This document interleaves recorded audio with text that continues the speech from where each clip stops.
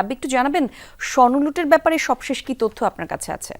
কলি, আমি আছি আদাবর থানায়।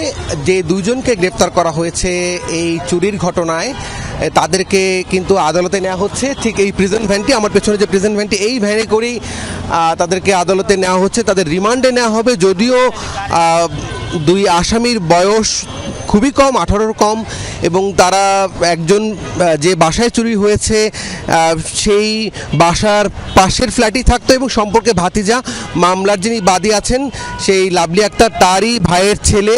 এবং এটি আসলে দুই বন্ধু মিলে টাকার পরিকল্পনা, টাকা নেয়ার চুরির পরিকল্পনা, এবং সেই চুরির টাকা অনেক কিছু করবে, অনেক কিছু কিনবে, এবং সেই থেকেই তারা এই পরিকল্পনা করে। এবং গত 2 দিন আগে এই বাসাটিতে যখন মামলার বাদী লাভলি তিনি যখন হাসপাতালে ছিলেন, তখন এই বাসাটির লকার ভেঙে প্রায় 42 ভরি স্বর্ণালঙ্কার, তার ভিতরে 32 ভরি স্বর্ণ এরই মধ্যেই আদাবর থানা পুলিশ উদ্ধার করেছে।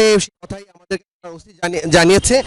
আর বাকিগুলো যেগুলো আসলে এই স্বর্ণ চুরির পরে যেই দুইজন, তারা কিন্তু আসলে স্বর্ণ বিক্রি করতে পারেনি এবং তাদেরকে পুলিশ ধরে ফেলেছে এবং সে মামলাও হয়েছে। এবং আমরা দেখেছি যে তারা স্বীকারও করেছে কেন তারা তাদেরই ফুপুর বাসায় স্বর্ণ চুরি করেছে। সেটি তারা বলেছে যে একেবারেই কৌতূহলবশত, তাদের কিছু টাকা প্রয়োজন এবং তারা বুঝতেও পারেনি যে এত বিপুল পরিমাণ স্বর্ণালঙ্কার তারা পেয়ে যাবেন। এবং আসলে এই বিষয়টিকে মাথায় রেখেই কিন্তু মামলার বাদী তিনি কিন্তু গণমাধ্যমের সামনে কথা বলতে চাচ্ছেন না, যেহেতু পারিবারিক বিষয়ে জড়িত।